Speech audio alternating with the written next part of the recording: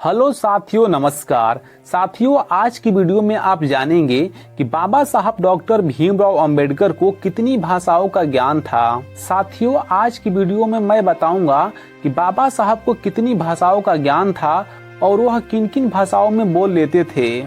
तो साथियों, वीडियो शुरू होने से पहले अगर आप चैनल पर नए हैं तो चैनल को सब्सक्राइब कर लें, वीडियो को लाइक कर दें। तो चलिए वीडियो शुरू करते हैं और जानते हैं कि बाबा साहब कितनी भाषाओं में बोल लेते थे, उन्हें कितनी भाषाओं का नॉलेज था।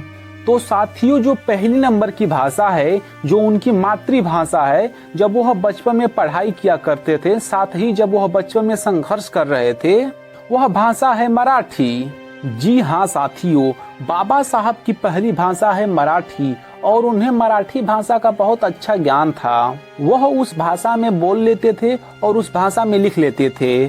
साथियों, जो दूसरे नंबर की भाषा है वह भाषा है गुजराती। बाबा साहब गुजराती भाषा को भी बहुत अच्छे से बोल लेते थे, साथ ही इस भाषा को लिख भी लेते थे, साथ ही इस भाषा को पढ़ाते भी थे। साथियों, तीसरे नंबर की भाषा है वह भाषा है इंग्लिश। बाबा साहब को इंग्लिश का भी बहुत अच्छा नॉलेज था और इन्होंने इंग्लिश से ही एमए किया था। साथियों, बाबा साहब अम्बेडकर विदेश में पढ़े थे, लंदन और अमेरिका में पढ़े थे, तो वहां से जो नॉलेज लिए वह भाषा है फ्रेंच। बाबा साहब डॉक्टर भीमराव अंबेडकर को फ्रेंच भाषा का भी बहुत अच्छा ज्ञान था। जो पांचवें नंबर की भाषा है वह है पर्शियन और यह भाषा भी एक विदेशी भाषा है जो बाबा साहब को बहुत अच्छी आती थी।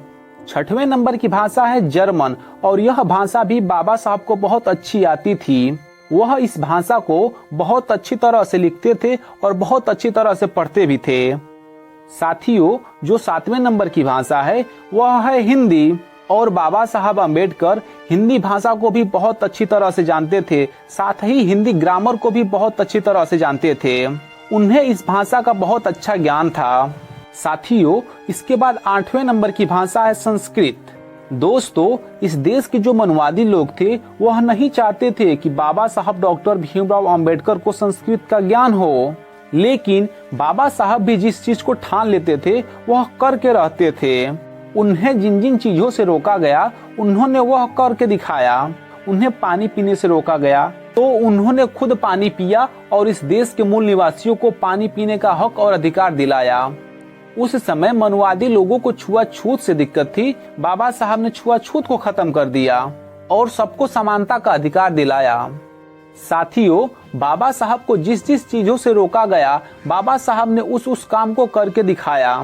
बाबा साहब को संस्कृत पढ़ने से इसलिए रोका जा रहा था क्योंकि अगर बाबा साहब को संस्कृत का ज्ञान हो जाएगा तो पहले के जो वेद पुराण में गलत बातें लिखी गई है वह सब जान जाएंगे। इसी कारण मनवादी लोग इन्हें संस्कृत पढ़ने से रोकते थे, लेकिन फिर भी बाबा साहब ने संस्कृत को बहुत अच्छे तरह से अध्ययन किया, जिससे संस्कृत का इन्हें बहुत अच्छा नॉलेज हो गया और यह संस्कृत भाषा को बोल भी लेते थे और संस्कृत भाषा को लिख भी लेते थे।